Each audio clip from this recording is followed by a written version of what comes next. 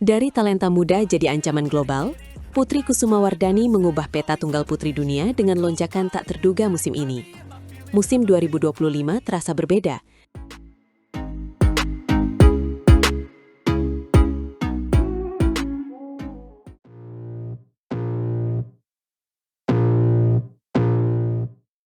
Karena Putri Kusumawardhani tidak lagi sekadar menjanjikan, ia tampil seperti pemilik panggung, dengan ritme rally panjang yang mengunci lawan sejak poin pertama.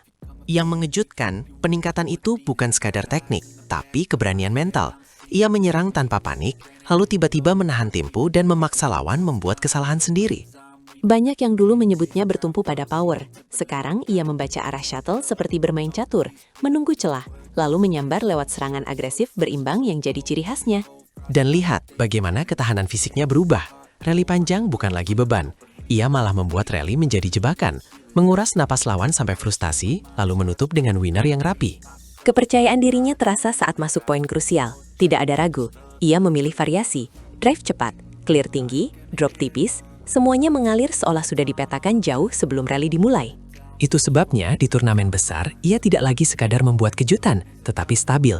Bahkan menghadapi pemain papan atas dunia, ia tetap menjaga intensitas tanpa kehilangan fokus. Saya ingat beberapa laga di mana ia tertinggal, namun tidak ada kepanikan. Justru dia menambah tekanan, seperti berkata, "Aku siap bermain lebih lama, apakah kamu juga siap?" Narasi tentang pemain muda yang belum konsisten pun mulai runtuh, karena sepanjang musim 2025, grafiknya terus menanjak, dari satu event ke event lain. Puncaknya terasa setelah BWF World Tour Finals 2025, ketika namanya resmi berada di peringkat 6 dunia, sebuah angka yang membisikkan status elit. Peringkat itu bukan hadiah, melainkan hasil disiplin, jam latihan, dan keberanian mengubah gaya bermain. Ia tidak menunggu lawan salah, ia memaksa lawan salah. Bagi tunggal putri dunia, munculnya Putri Kusumawardhani memberi warna baru, karena ia tidak meniru siapapun. Ia membangun identitas yang menakutkan sekaligus elegan. Banyak pemain elit mengandalkan power atau kecepatan, namun Putri mencampur keduanya dengan kontrol, membuat lawan terjebak antara menyerang atau bertahan, dan disitulah ia memenangi poin. Kalau kamu perhatikan, footworknya sekarang jauh lebih ekonomis, langkah kecilnya cepat, transisi depan belakang halus, membuatnya selalu tiba lebih awal di bola. Dan saat ia tiba lebih awal, ia punya waktu memilih. Itulah kecerdasan bermain, bukan cuma tubuh kuat, melainkan kepala dingin yang memutuskan serangan terbaik. Di servis dan pengembalian, ia kini lebih variatif. Kadang pendek mengundang lift, kadang flick tajam, membuat lawan kehilangan pola dan ritme. Perubahan itu terlihat seperti hasil kerja tim pelatih yang menekankan detail kecil, dari sudut raket sampai timing lompatan, sehingga efisiensi energinya meningkat. Saat tekanan tribun memuncak, ia tidak mengecil, justru memanfaatkan atmosfer sebagai bahan bakar, menatap lawan dan mengambil alih tempo pertandingan. Inilah alasan publik mulai menaruh ekspektasi besar, namun Putri tetap terlihat tenang, seakan tahu bahwa konsistensi lebih penting daripada sorotan sesaat.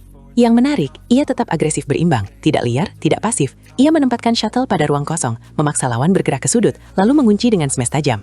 Di balik semua itu ada konsistensi mental. Ia tidak hanyut saat unggul dan tidak runtuh saat tertinggal, seolah ia punya tombol reset untuk setiap rally.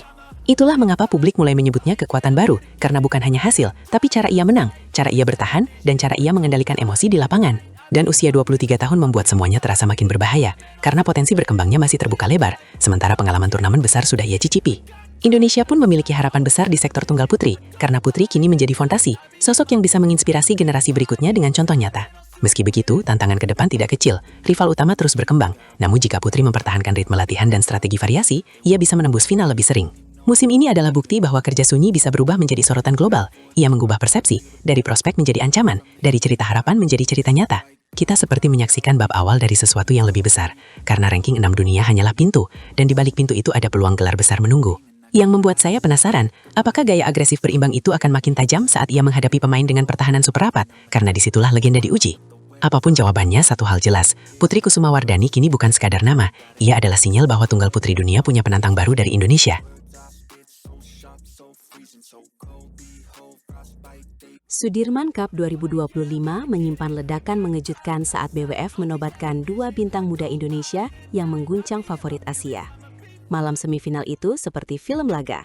Indonesia datang sebagai underdog, tapi memaksa Korea mengeluarkan semua senjata di Sudirman Cup 2025. Di tengah atmosfer panas itu, BWF justru melempar pujian untuk dua anak muda yang membuat mata dunia melirik dan bertanya, siapa mereka sebenarnya? Betul, Alwi Farhan dan Putri Kusumawardhani. Dua nama yang sebelumnya jarang masuk poster, tiba-tiba menjadi pusat cerita yang mengubah nada turnamen.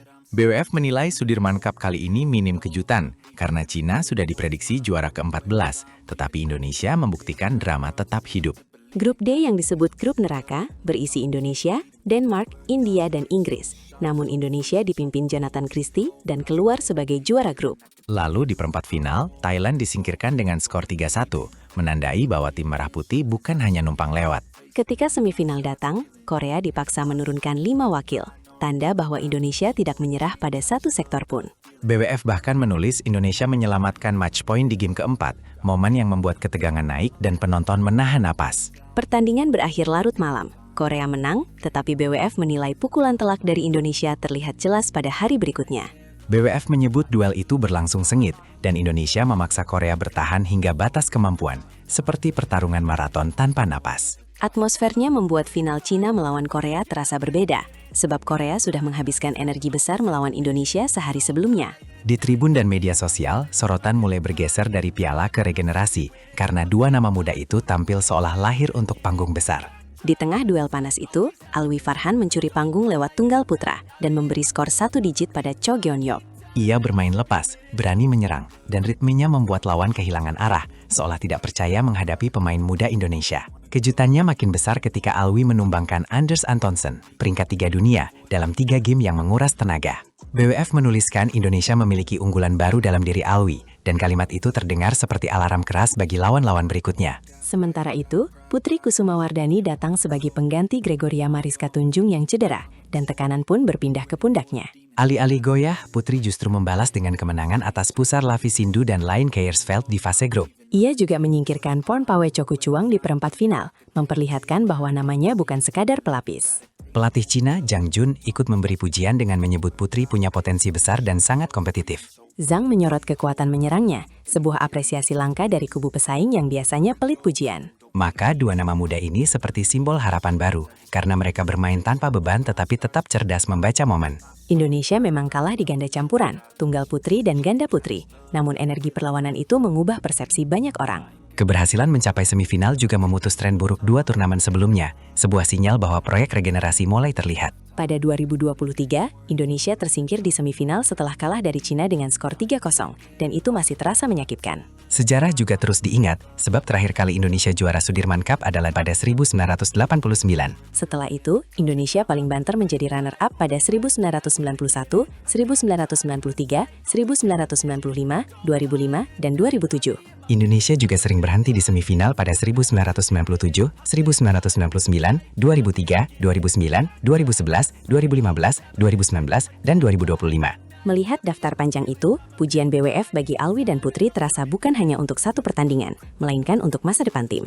Mereka memberi karakter baru, keberanian menyerang, dan mental menyelamatkan poin penting yang selama ini sering hilang di momen krusial. Penonton merasakan Indonesia bukan lagi tim yang pasrah, melainkan tim yang berani menantang dominasi Asia Timur dengan percaya diri. Jika pola pembinaan ini terus dijaga, Sudirman Cup berikutnya bisa berubah menjadi panggung balas dendam yang dinanti. Jadi pertanyaannya kini sederhana, tapi tajam. Apakah era baru tunggal Indonesia sudah dimulai di turnamen ini? Atau ini baru pemanasan sebelum ledakan yang lebih besar, saat Merah Putih akhirnya kembali mengangkat piala di panggung tertinggi?